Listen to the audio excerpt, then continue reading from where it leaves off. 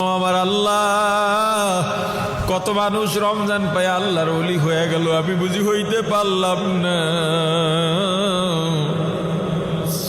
কত মানুষ যেন জান্নাতি হয়ে গেল, আমি বুঝি জাহান্নামী রয়ে গেলাম।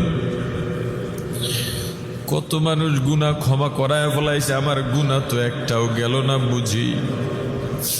কারণ আল্লাহ এত গুনাহ করছে, আপনাকে যেভাবে ডাকা দরকার ডাকতে পারি নাই,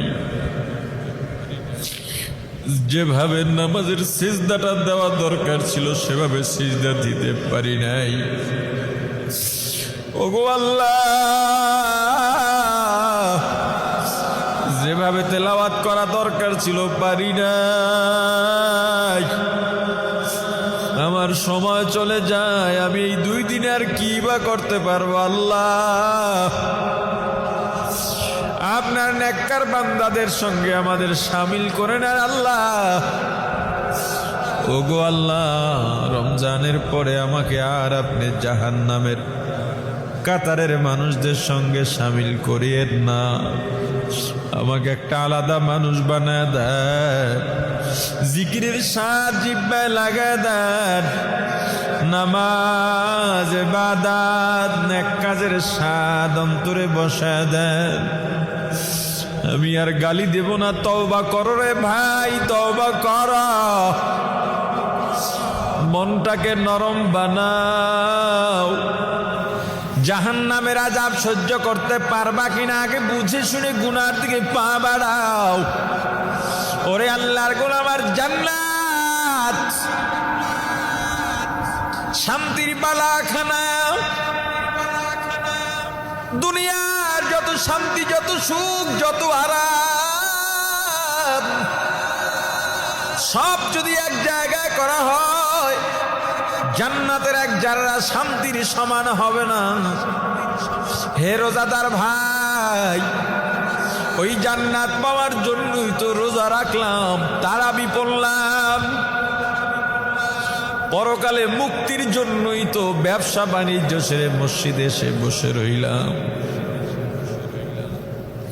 আল্লাহ বান্দার অন্তর দেখেন, আল্লাহ বান্দার অন্তর দেখেন।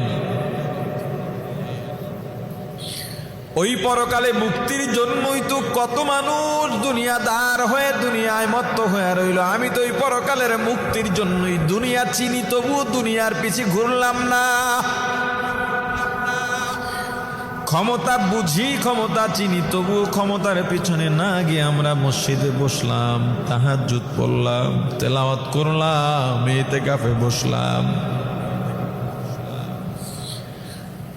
এদের জন্য কত জান্নাতের নাজ নিয়ামত অপেক্ষা করতেছে। শোনো, জান্নাত এত মজা, এত মজা, এত মজা জান্নাত।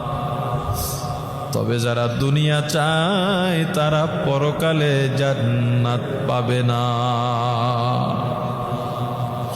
আল্লামা কারি তৈয়ব সাহেব রাহমাতুল্লাহ আলাইহি খুতবাতে হাকিমুল ইসলামের মধ্যে একটা ঘটনা বর্ণনা করেন। দারুল উলুম দেওবন্দের সর্বপ্রথম সদরুল মুদাররিসিন আল্লামা ইয়াকুব নানুতুবি রাহমাতুল্লাহি আলাইহি মাজুব হালের মানুষ ছিলেন। মাজুব পাগল থাকতেন, মাজনুন ও পাগল, মাজুব ও পাগল। তবে 2 পাগল এক না।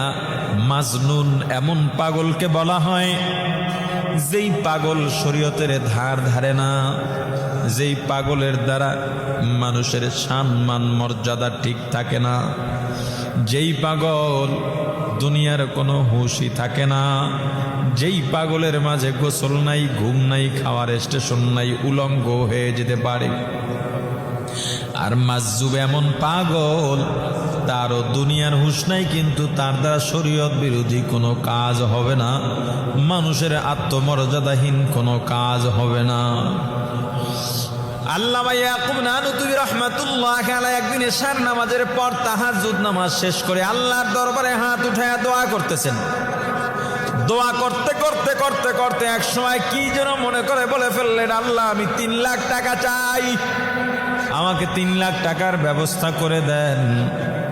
এভাবে দোয়া করতে করতে ঘুমিয়ে গেছেন। ঘুমের মধ্যে দেখেন বিশাল বাগান, এত সুন্দর ফুলের বাগান পৃথিবীতে কল্পনাও করা যায় না। প্রহরীর অভাব নাই, খাদেম খুদ্দামের অভাব নাই। ফলের বাগান, ফুলের বাগান, সুঘ্রাণ, পাখির কিচিরমিচির আওয়াজ। ফুলের বাগানের মধ্য দিয়া মহাসড়ক, একটা ধুলাবালিও নাই। এত সুন্দর করে সাজিয়ে রাখা হয়েছে তার জন্যে। ওই মহাসড়ক দিয়া সামনে আগান যাইতে যাইতে দেখেন অট্টালিকা। এই অট্টালিকার কোথায় শুরু কোথায় শেষ তাও জানা নাই। এত সুন্দর কারুকাজ, এত সুন্দর কাজ করা। পৃথিবীর সমস্ত রাজমিস্ত্রি এক জায়গায় করা হলেও এমন অট্টালিকা গড়া সম্ভব নয়। শাহী গেটের সামনে গিয়া দাঁড়ালেন, মূল গেটের সামনে গিয়া দাঁড়ালেন। এত সুন্দর বাড়ির মধ্যে, অট্টালিকার মধ্যে, শাহী গেটে, মূল গেটে প্রবেশদ্বারে একটা ইট নাই। দেখতে অসুন্দর লাগে। আপনার গায়ে ধবধবে সাদা কাপড়ের পাঞ্জাবি পরা, জুব্বা পরা, বুকের মাঝখান থেকে যদি একটু কালো রং অথবা আলকাতরা লাগানো থাকে দেখতে ভালো লাগবেনি।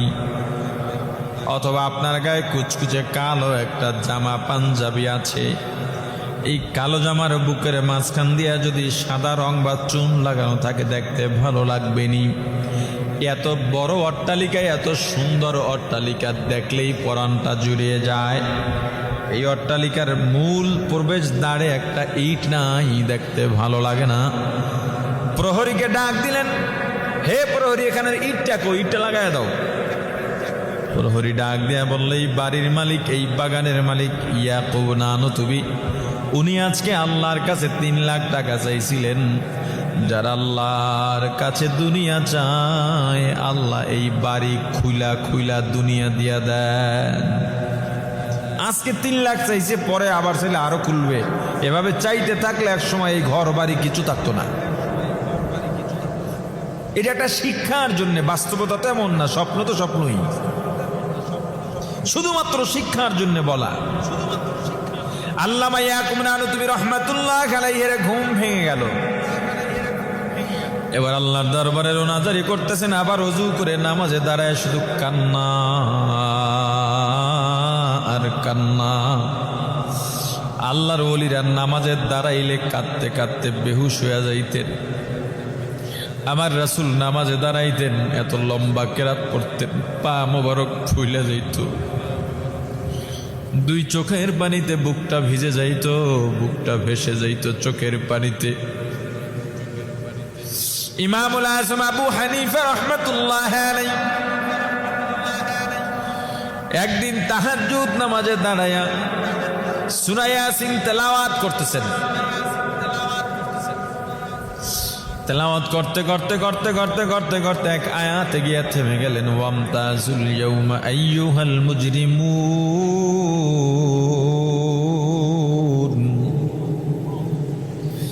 কিয়ামতের ময়দানে আল্লাহ পাপিষ্ঠদেরকে গোসা করে দেখে বলবেন, হে মুজরিমিনের দল, হে পাপিষ্ঠের দল, তোরা আলাদা হয়ে যাও। ইমতাজ, তোরা আলাদা হয়ে যা, নেককারের সঙ্গে থাকতে পারবি না। মসজিদে গিয়ে আমার নেককারের সঙ্গে, নামাজির সঙ্গে নামাজি সাজছ, আমি আল্লাহ মসজিদ থেকে বের করে দিই নাই।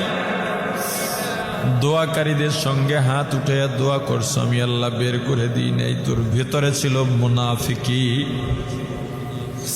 হজ করতে গেছো, হজ করতে যাইয়া হজের থেকে সেলফি বেশি তুলছো, তাওয়াফ করতেছো, মোবাইলটা ধইরা ভিডিও করতেছো, ভিডিওর দিকে বারবার তাকাইতেছ। ওরে তুই যদি হজ করতে গিয়ে এভাবেই করেই থাকিস, তাহলে হজ করতে গেলি কেন? বাইতুল্লাহর সামনে দাঁড়াইলে কোনো মুমিন তো মোবাইল কি দুনিয়ার দিকে কোনো খেয়ালই থাকতে পারে না, এটা তো ভিন্ন একটা জায়গা। বাইতুল্লাহর সামনে দাঁড়াইলে মানুষ নিজেকে স্থির রাখতে পারে না, রওজার সামনে দাঁড়াইলে মানুষ নিজেকে স্থির রাখতে পারে না, এটা একটা ভিন্ন জায়গা। আফসোস, এই বাইতুল্লাহর চত্বরেও মানুষের টাকা চুরি হয়। ইমামুল আযম আবু হানিফা রাহমাতুল্লাহ আলাইহি কাঁদেন আর এই আয়াতটি তেলাওয়াত করে